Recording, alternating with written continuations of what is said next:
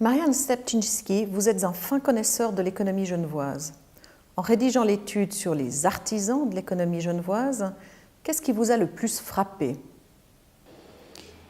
Écoutez, je crois qu'il y a deux choses qui m'ont frappé. La première, c'est que si on regarde un petit peu l'évolution de l'économie genevoise depuis, non pas la nuit des temps, mais enfin, mettons même depuis les foires de la fin du Moyen-Âge, à chaque crise, l'économie genevoise s'est renouvelée d'une façon qui n'a presque rien à voir avec ce qui précédait.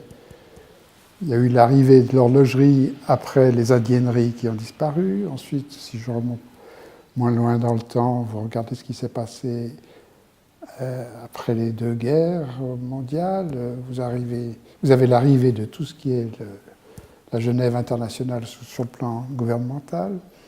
Ensuite, plus proche de nous, vous avez, au moment de la crise pétrolière des années 70, disparition assez rapide de beaucoup d'entreprises de l'industrie qui sont remplacées après par des activités tertiaires. Ou plus proche de nous encore, vous avez, au moment de l'éclatement de la bulle Internet, arrivée de toutes sortes de nouvelles entreprises, et puis plus récemment encore avec la crise bancaire, je dirais, un peu, non pas la fin de l'activité bancaire, mais résorption progressive de la part des banques à l'économie locale, et puis émergence d'activités complètement nouvelles, que ce soit dans le domaine du négoce international, que ce soit dans le domaine des nouvelles technologies. Donc, il y a un renouvellement constant qui est très frappant. Ça, c'est la première chose. Puis l'autre chose qui est très frappante, c'est que la plupart des entreprises genevoises d'une certaine importance ont été créées par des gens venus d'ailleurs, de l'étranger, et puis du reste de la Suisse. Donc ça, ce sont vraiment les deux choses qui m'ont le plus frappé. Quel est le profil de la main-d'œuvre étrangère aujourd'hui? S'est-il modifié au cours du temps? Comment vous dire? Je crois que la chose la plus frappante, c'est d'abord l'importance vraiment extraordinaire des salariés de provenance étrangère par rapport à la main-d'œuvre locale. Genève est le canton où il y a le plus proportionnellement de main-d'œuvre étrangère. Ça, c'est un constat que nous connaissons tous.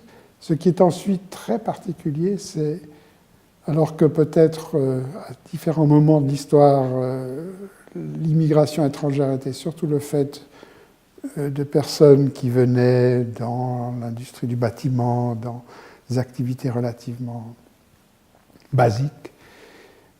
Aujourd'hui, on voit se développer de plus en plus un afflux de main-d'œuvre extrêmement qualifiée qui anime les entreprises justement du secteur tertiaire.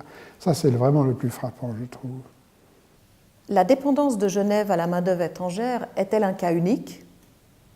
Oh, probablement pas unique, sans aller chercher au bout du monde, mais enfin quand même, si vous pensez à Singapour, si vous pensez aux Émirats, si vous pensez même plus proche de nous, au Luxembourg ou à Monaco, j'entends, il y a une dépendance qui est très forte à Genève, ça c'est clair.